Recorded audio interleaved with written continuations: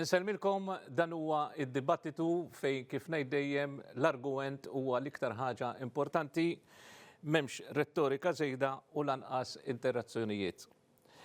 Il-parteċipanti f'dan id-dibattitu tal-lum huma fuq naħa id-Deputat Prim Ministru Dr. Ian Borg u fuq in-naħa l-oħra il-Viċi Kap tal-Partit Nazzjonalista Dr. Alex Perici Kalascione. Is-suġġett tal-lum huwa 12 sena ta' gvern laburista. Mela, ħalli biex nidħlu fl-ispirtu tad-diskussjoni li se jkollna llejla naraw dan il-filmat. Fl-aħħar 12 sena gvern laburista wassal għal bidliet kbar fis-soċjetà Maltija. Taħt gvern nazzjonalista madwar 12,000 persuna kienu dipendenti fuq l-assistenza soċjali, filwaqt li l-ammont ta' nies jirreġistraw kien qabeż sewwa is-7,000 persuna. It-tkabbir ekonomiku li seħħ taħt gvern laburista kien mifrux biżżejjed biex jilħaq lil dawk l-aktar vulnerabbli. Tant li llum għandna ftit aktar minn 1000 persuna jirreġistraw għal impjieg u mentri fl-2012 kien hemm 7 persuni jfittxu xogħol għal kull job vacancy. Illum għandna 7 job vacancies għal kull persuna fuq ir-reġistru tal-qatt. L-ammont ta' dawk fuq l-assistenza soċjali naqas bin-nofs. Is-single parents li huma sidin ta' darhom irdupjaw, mentri l-proporzjon tal-popolazzjoni f'sitwazzjoni ta' ċaħda materjali severa huwa 4% jew lanqas rata qatt osservata fl-istorja. Il-paga minima u l-benefiċċji soċjali żdiedu b'mod sinifikanti wara aktar minn ġenerazzjoni friżati taħt gvernijiet nazzjonalisti. Bl-investiment soċjali tal-gvern f'benefiċċji jilħaq kważi l-1,600 miljun euro, kważi biljun euro aktar mill-2012. Wara 12 sena ta' gvern laburista, Malta tinsab l-ewwel fl-Ewropa fl-indiċi tal-libertajiet ċivili. Dwar l-impjiegi fl-2012 Malta kellha t-tieni l-inqas rata, illum għandna t-tieni l-aqwa rata fl-Unjoni Ewropea. Dan minħabba miżuri fiskali qawwija bħal child care pay, l-in-work benefit u tapering ta' benefiċċji soċjali. Ħafna nisa kellhom il-mezz li jibdew jaħdmu. Illum pajjiżna għandu rata ta' impjiegi fost in-nisa ta' 74%, meta fl-2012 din kienet ta' 44% biss. Fil-qasam ambjentali fl-aħħar 12 sena, l-emissjonijiet ras għal ras f'pajjiżna naqsu bi 13%. Dan seħħ aktar għax minn sitwazzjoni fejn l-enerġija kienet provduta bl-aktar fuel li jniġġes, pajjiżna qaleb għal gass naturali. Fl-2012 1.6% biss tal-enerġija ġenerata f'pajjiżna kienet minn sorsi rinnovabbli. Illum dan il-proporzjon telaq għal aktar minn 10%. Dan apparti li gvern laburista wettaq bosta proġetti infrastrutturali li modernizza pajjiżna fosthom dak tal-proġett tal-Marsa. Mela, ħanibda l-ewwel mistoqsija ndur fuq Alex, ippermetti li ngħidlek Alex, għax inti għandek Perici Kalascione għandek twil, ara ta' Ian Borg qasir, ma nindirizzakom bil-first name. Mela, dak il-feature kien jitratta l-qasam soċjali, nistgħu ngħidu hija storja ta' suċċess f'pajjiżna.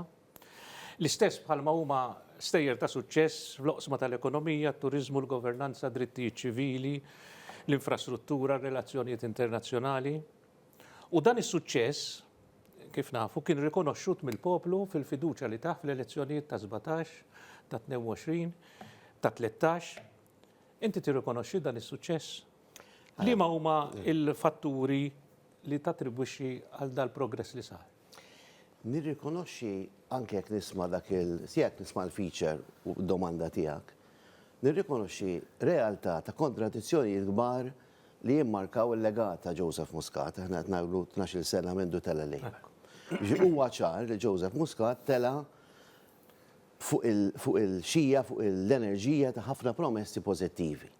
Kien minnu wkoll illi lejn l-aħħar tal-Amministrazzjoni Nazzjonalista ħafna nibdew jarawna esaġerati żejjed, permessi ma jistgħu ma joħorġux, jekk għandek xi 6 pulizjoni fil-gallerija imwaqqalek kollox, eċetera, eċetera. Allura, leader ġdid tal-Labour Party li beda jitkellem b'mod differenti kif tradizzjonalment kienu jitkellmu il-leaders tal-Labour Party.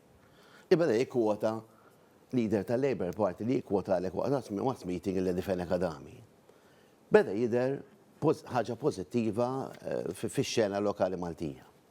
Jekk taqqat imbagħad dak il-wedi ċari u niftakruhom fuq il-meritokrazija mhux il-min taf, x'taf.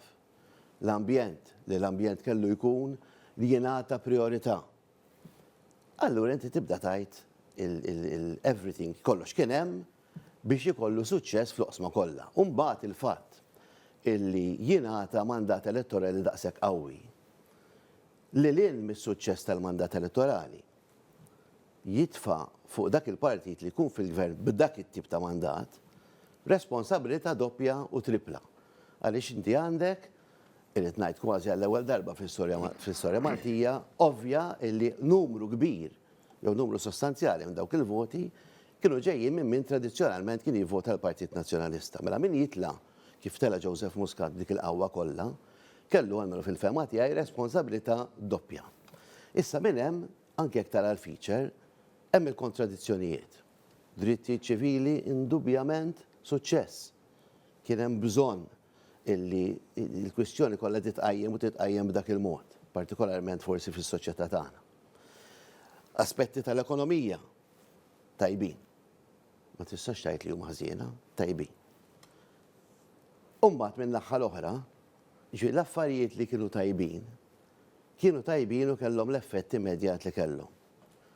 Imma mbagħad il-kontradizzjonijiet li jiena wkoll anke ma nistax nifhem fil-equation kollu, inti semmejt il-governanza, ir-reputazzjoni internazzjonali ta' pajjiżna. Mela aħna pajjiż, Manuel, partikolarment pajjiż żgħir li bdejna triq tagħna bħala pajjiż indipendenti fl-istorja tad-dinja relattivament milux.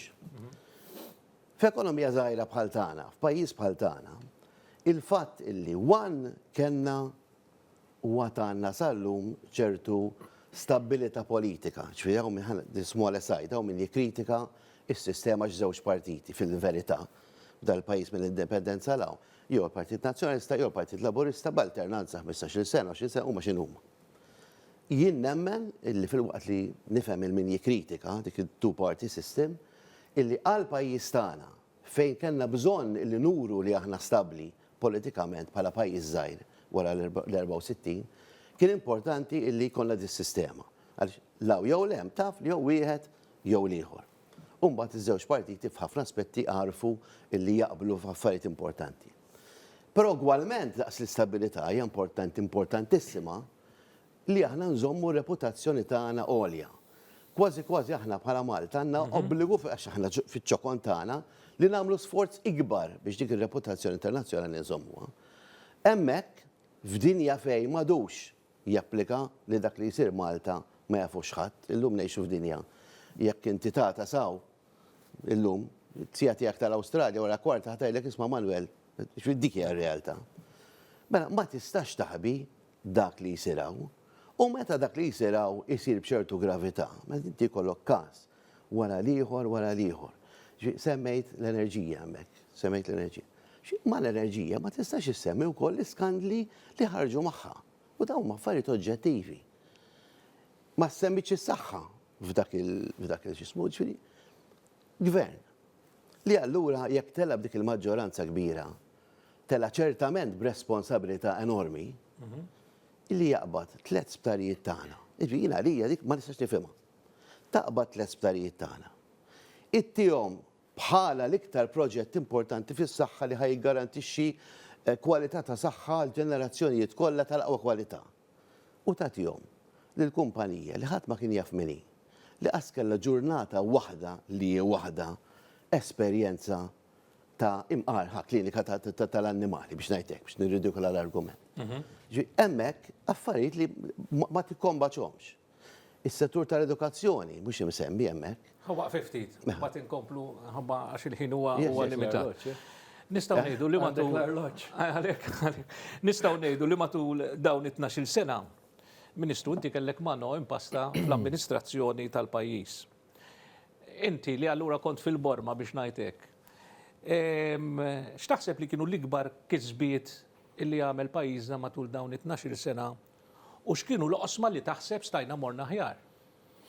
Manuel, matul dawn it-12 sena jena kelli l-privileġġ illi kelli l-fiduċja tal-poplu, iżda fuq kollox il-fiduċja ta' Joseph Muscat u ta' Roberta Bela illi servejt għal 12 sena fil-kabinet, 7 u 5 snin rispettivament. Fl-argumenti ta' Alex illi nqisu fost l-iktar politiċi mill-Partit Nazzjonalista raġonevoli u diċenti u responsabbli f'dak li jgħid. ifoka fuq Joseph Muscat. Irridu ngħidu Joseph Muscat għamel il-Partit Laburista rebbieħ mill-ġdid u kważi tista' tgħid il-Partit Nazzjonalista tellif perpetwu. Ġifieri nifhimha dik, però kellna wkoll 5 snin fejn dinja esperjenzat pandemija, gwerra fil-kontinent Ewropew illi kienu wkoll allura ġejjin wara instabilità politika illi nħolqot fil-gvern u irridu ngħidu diversi riformi illi saru. Imma naħseb illi nkun qed nonqos jekk ma nfakkarx dak li ntqal fil-feature. L-ewwel nett l-ekonomija. In-nies għandha bżonn ekonomija b'saħħitha biex tgħix, tipprogressa u tilħaq l-ambizzjonijiet tagħha. Sew jekk huma allura mbagħad l-edukazzjoni, is-saħħa u l-ambjent. Perfetti ma konniex perfetti u Alex aċċenna l-numru ta' istanzi fejn il-gvern seta' jagħmel aħjar. Iżda ftit numri li rajna jekk inti fl-2012 kellek 7 persuni jfittxu x-xogħol għal kull post illi kellek vakanti u llum in-numri nqalbu bil-kontra, jiġifieri għandek 7 vacancies għal kull bniedem li qed ifittex ix-xogħol. Hija minnha nnifisha riflessjoni indikatur b'saħħtu tal-ekonomija li qegħdin nesperjenzaw. Inkompli nsemmi s-soċjali, single parents li huma sidin ta' djarhom irdupjaw u anke in ġenerali n-nies illi għandhom id-dar tagħhom allura proprjetà tagħhom. Jekk wieħed jara iċ-child care b'xejn. Kont immur jiena fl-2012 niddibatti żagħżugħ ta' 26 sena fil-programmi u l-Gvern Nazzjonalista fuq in-naħa l-oħra kien jgħidilna ma tistgħux tagħmlu child care b'xejn. Kif se tagħtu tablet il kulħadd? Kif ser tagħmlu il-proġetti soċjali bħal garanzija taż-żgħażagħ? M'għandniex nitkellmu illum il-ġurnata għax kulħadd qiegħed fl-impjieg fix-xogħol jew fit-taħriġ u nistgħu nibqgħu nsemmu. L-ikbar weda illi wedna u dik nallaċċaħa mhux biss mal-enerġija, mhux biss mal-oli tal-ħajja, mhux biss ma' iktar flus fil-bwiet tan-nies, imma anke fl-ambjent. Allura l-bidla minn heavy fuel oils għal liquid natural gas illi raħset b'25% illum aħna immaġinaw tajġ bid-daw l-sfidi kollha f'12 sena jekk semmejt il-pandemija, jekk semmejt il-gwerra, sfidi ekonomiċi mondjali. Illum aħna il-familji Maltin u Għawċin iħallsu kontijiet tad-dawlu l-ilma ta' qabel l-2008 għax niftakru kif dak iż-żmien il-Partit Nazzjonalista fil-Gvern u għandu raġun Alex jgħid li dak iż-żmien in-nies bliet taraħħom goffi ivvutaw bil-qalb biex joqgħu l-kontijiet u aħna rriversjajnihom. U fl-ebda ċirkostanza ma għedna qed naraw bozzot ħomor ħanerġgħu nollu l-kontijiet anke jekk kellna twissijiet inkluż minn sħabna l-Ewropej. Jiġifieri matul dawn 12 sena Partit Laburista fil-Gvern ħalla iżjed flus fil-bwiet tan-nies, saħħaħ l-ekonomija għaliex in-numri huma dawk li huma, inħolqu sfidi ġodda u ma nistħux niddiskutuhom u nistiednu għal diskussjoni, ideat kif nistgħu nindirizzawhom, pereżempju l-ammont ta' barranin li għandha bżonn l-ekonomija tagħna biex tibqa' għaddejja. L-isfidi fuq it-toroq tagħna, il-capacity fil-qasma tas-saħħa, tal-edukazzjoni.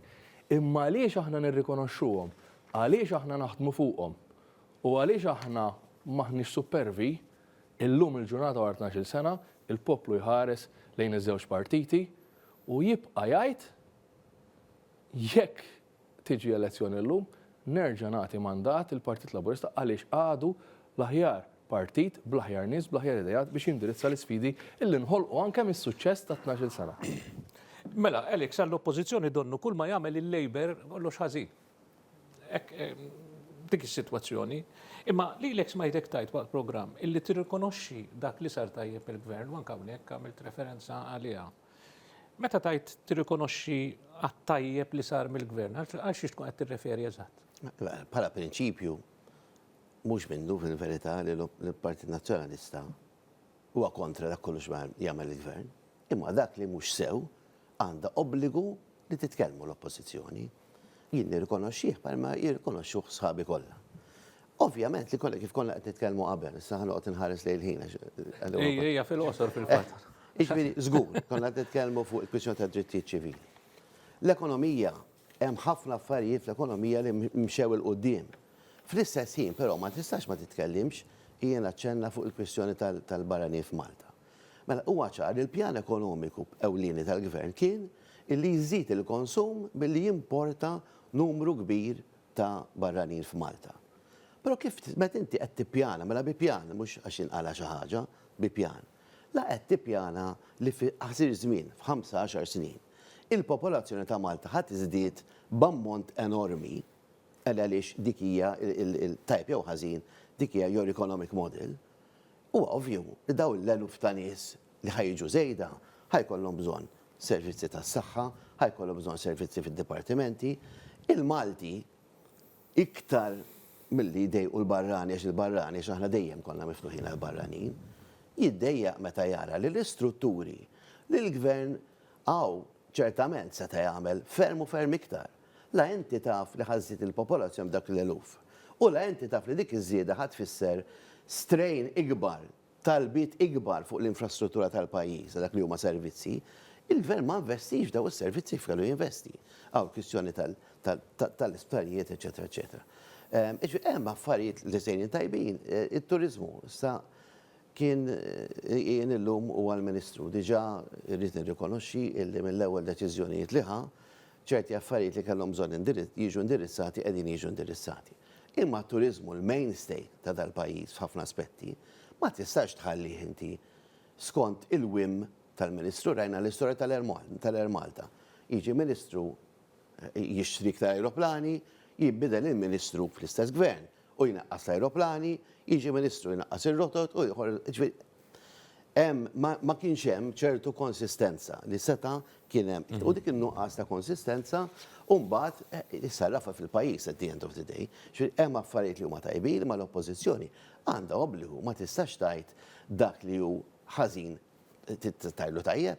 U ovvja l-iktar ħaġa li verament li teffettwani anke fix-xogħol tiegħi ta' avukati. Ħana nimlew kull sena nimlew tal-MFSA sewwa u jgħidlek għajdli jekk kellek xi klient li ġej minn xi pajjiż li hu grey listed u tittajlu dak tittamel ħafna iktar. At a point qed ħanagħmel l-klijenti tiegħi kollha Maltin ħanajt li huma grey listed. Ir-reputazzjoni tagħna hemm affarijiet li huma immedjati, hemm affarijiet li l-effett huwa long term. Ħawaqfek hawnhekk u propju ħanaqbadlek mar-reputazzjoni tagħna. Issa jiena fil-li inti kellek il-privileġġ li tippresedi organizzazzjonijiet internazzjonali kbar jiena fil-Kunsill tas-Sigurtà, l-OSCE, il-Presidenza fl-Unjoni Ewropea. Indimitam ukoll aħna nisimgħu ħafna aġenziji ta' kredtu ifaħru il-Malta tkabbir ekonomiku, il-qagħda ekonomika u l-finanzi tal-pajjiż. Veru, għaddejna minn żminijiet diffiċli wkoll bħalma kienet il-pandemija u semma l-grey listing li konna hemm ukoll. Fil-verità, ir-reputazzjoni ta' Malta barra, inti li qiegħed tmissa bidejk, x'inhi? Għax min-naħa tal-Partit Nazzjonalista jgħidu il-Labor kissira r-reputazzjoni li kellu pajjiżna. Min-naħa tagħna qed naraw li hemm fiduċja fil-Gvern Malti biex jippresidi ċertu fora internazzjonali. Manuel, naħseb li dan huwa mbagħad laqal ta' tmexxija Roberta Bela u s-snin li għaddew fejn.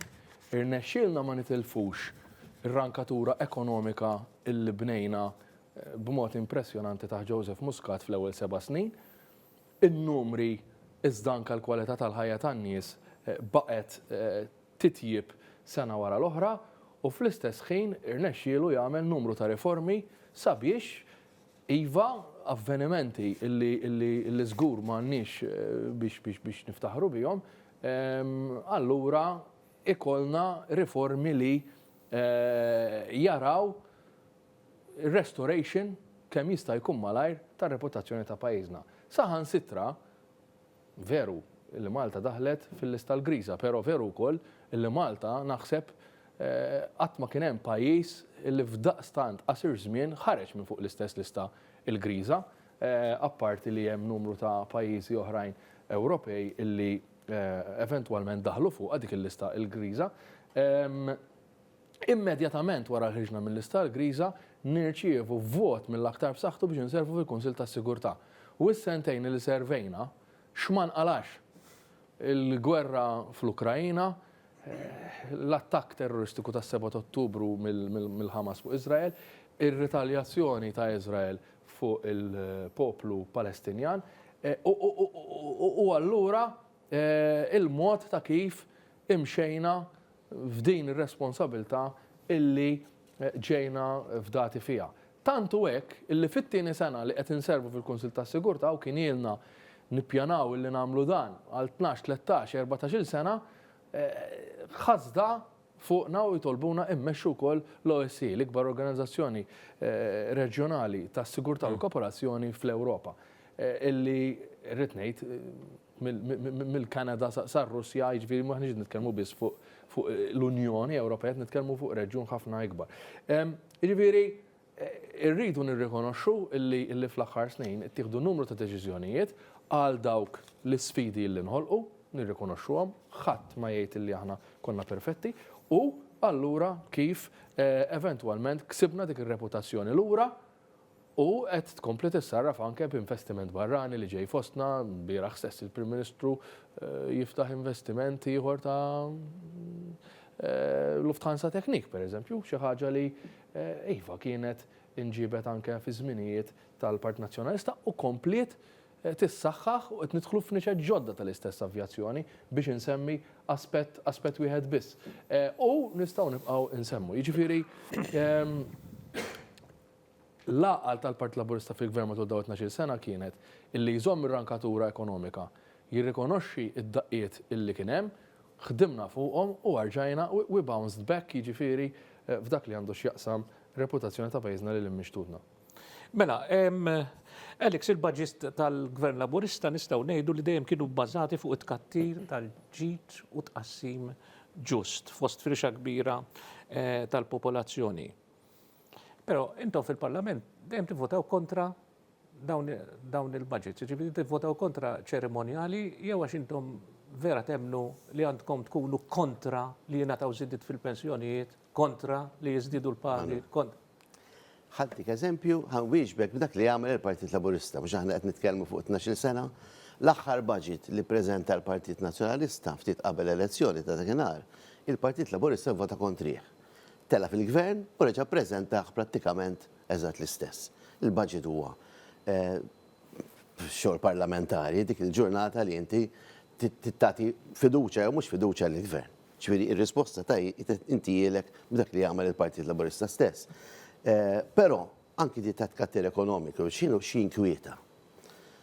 B'xi mod bid l-ekonomija sejra l qudiem.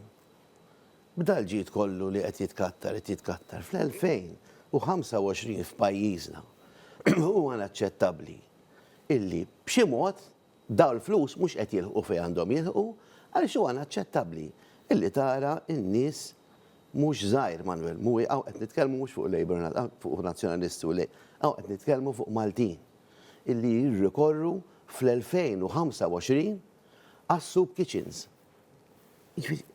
F'dal pajjiż fejn l-ekonomija sejra tajjeb, eċetera, eċetera.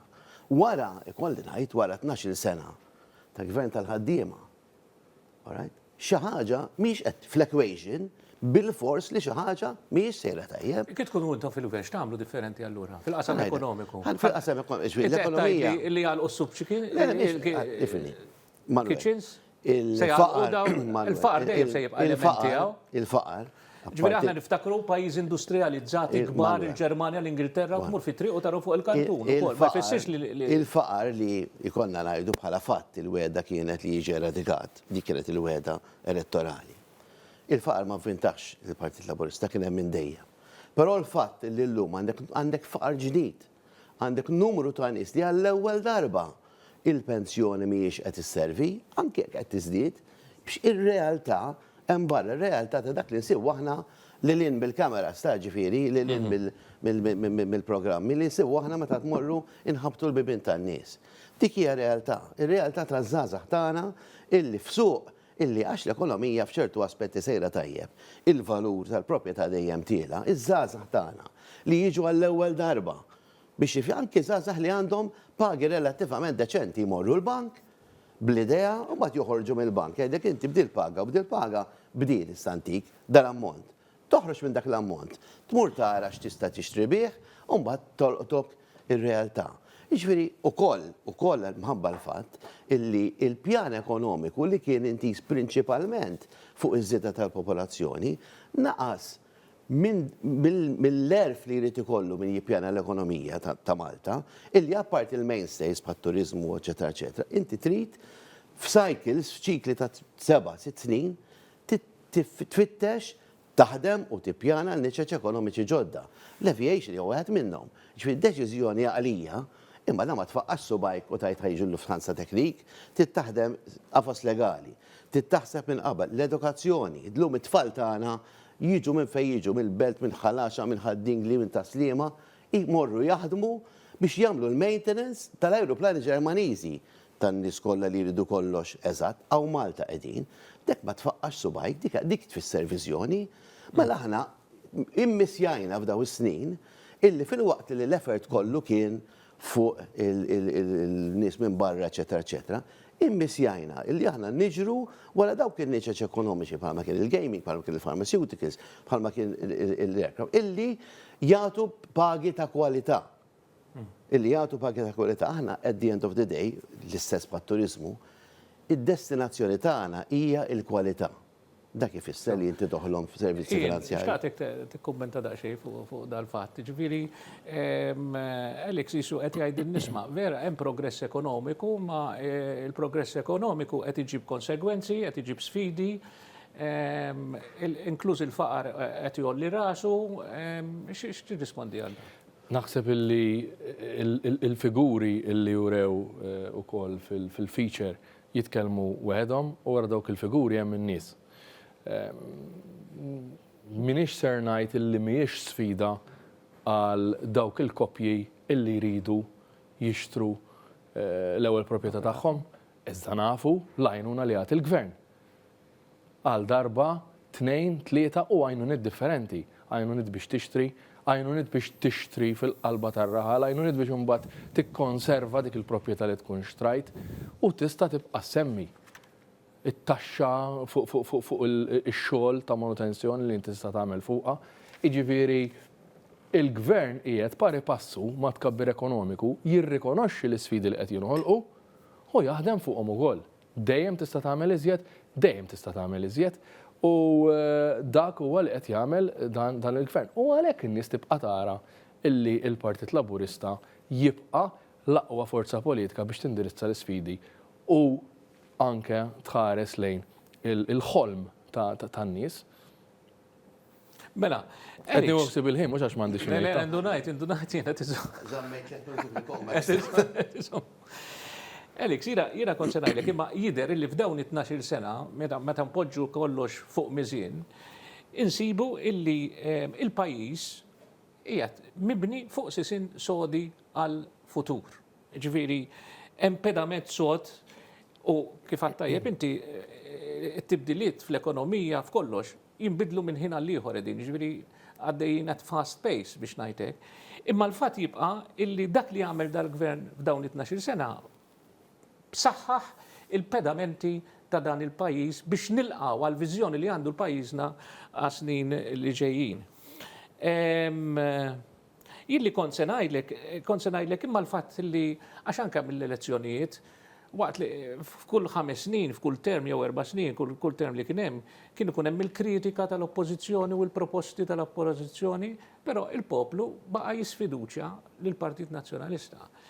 Ma taħsibx li das suċċess li għamel il-Labor f'daw 12 sena iġiba ferm iktar diffiċli biex l-oppożizzjoni tipproġetta ruħha bħala gvern alternattiv?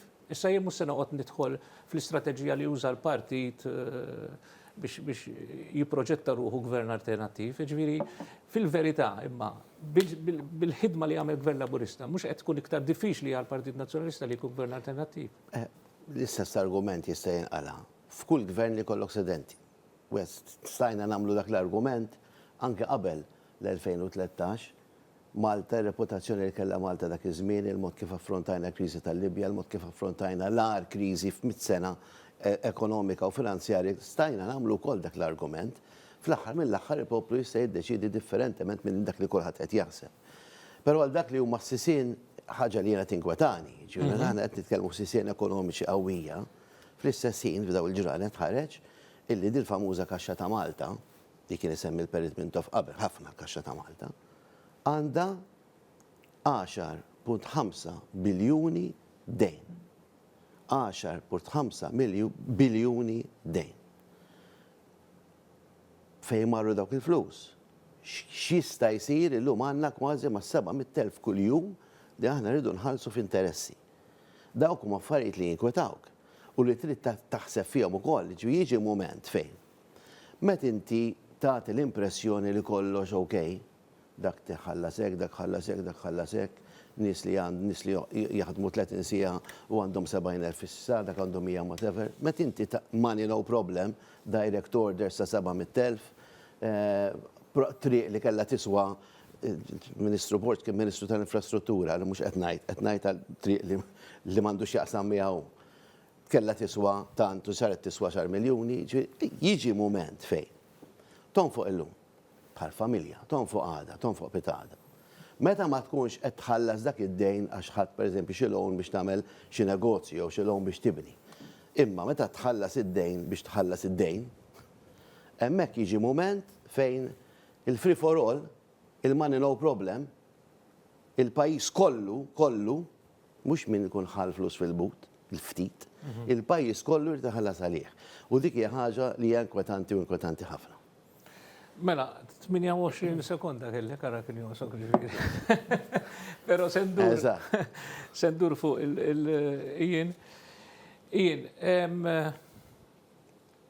X'inhu l-impenn tal-gvern għasni li ġejjin issa x'aħna rajt tajjeb illi naħarsu lejn 12 sena illi għaddew. Imma taħseb il-gvern laburista ħal lezzjonijiet li kellu jieħu minn dawn 12 sena u allura f'liema direzzjoni se joħodna se jieħdu l-pajjiż. Qabel xejn nixtieq nieħu l-opportunità wkoll nirrimarka fuq dak li tkellem Alex. U allura iktar minn xejn il-regolamenti fiskali ngħidu hekk. Illi il-pajjiż huwa midjun. Il-verità hi illi għandek regolamenti Ewropej illi Alex huwa konxju tajjeb tagħhom u l-kumplament tan-nies illi jifmu u jsegu il-finanzi tal-pajjiż illi allura jikkumparaw id-dejn ma' kemm kbira l-ekonomija. U għal daqstant id-dejn illi għandu l-pajjiż illum huwa ħafna inqas f'perċentwali minn dak illi kien 12 sena ilu llum qed niddiskutu 12 sena ta' Gvern Laburista meta kkumparat ekonomija tal-lum ma l-ekonomija ta' 12 sena ilu. U allura r-responsabilità fiskali dan il-gvern josservaħħa u li kieku ma josservaħiex tidħol fuq hekk il-Kummissjoni Ewropea. Issa bħalissa għandna sitwazzjoni partikolari fejn kważi il-pajjiżi kollha għandhom allura miżuri minħabba il-ħruġ tal-pandemija, eccetera. Però meta wieħed iqabbel id-dejn fil-konfront tal-ekonomija, ir-rata hija ħafna inqas mill-limitu stabbilit mill-Kummissjoni Ewropea u komparata ma' pajjiżi oħra ħafna kbar minnha, ekonomiji li aħna nħarsu l fuq lejhom għandhom numri totalment differenti minn tagħna. U allura wieħed irid jinkwieta le, ikun għaqli iwa. U jekk aħna nkunu għaqlin, ħafna iżjed pajjiżi kbar minna li huma ix-xempju illi aħna nħobbu nħarsu lejhom għandhom ikunu ħafna iżjed minna saħansitra. Dawk il-flus però marru għand il-familji Maltin u Għawċin. Ma nsemmux biżżejjed aħna bħala Partit Laburista, bħala gvern, forsi anke hawnhekk l-istazzjonijiet wan.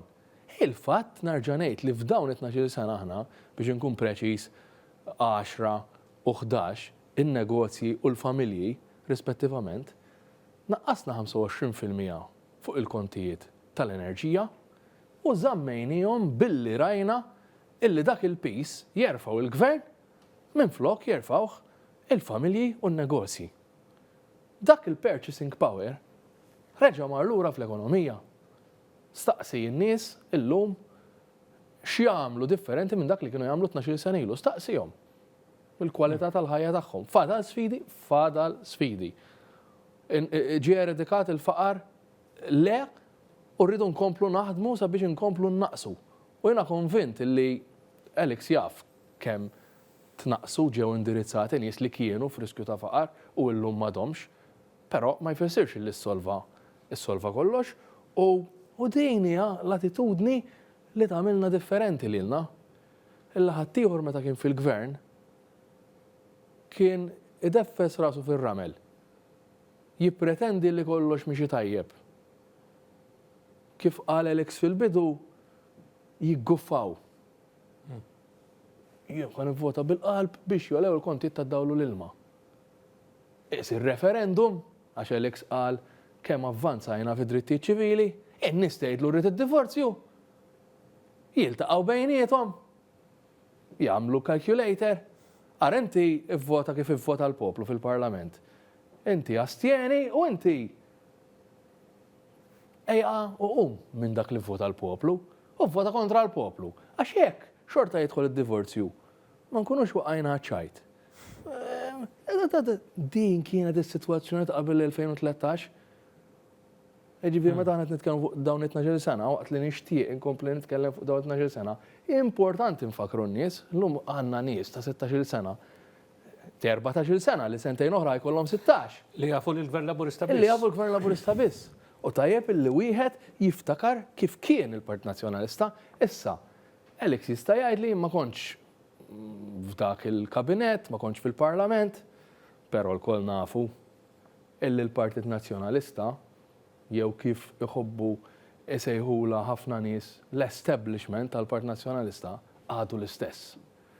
U għalhekk il-Partit Laburista jibqa' llum il-ġurnata l-ikbar forza politika.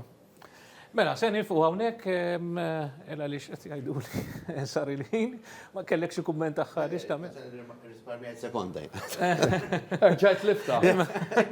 Ma provajna nkunu bilanċjati kemm jista' jkun. Jien nirringrazzjakom ħafna. Grazzi. Tal-mod aħna bil-qas il-ħin Vera, kontu bil-aqal u ċivili fil-argumentazzjoni u dan il-skop tal-programm. Il-programm huwa qasir irkun konċis. Fil-fatt, aħna iwaqfu id-dibattitu hawnhekk intom tkompluh fid-djarkom jew u taslu għal konklużjonijiet tagħkom. L-appuntament tiegħi magħkom għal bħallum ġimgħa. Insellmilkom.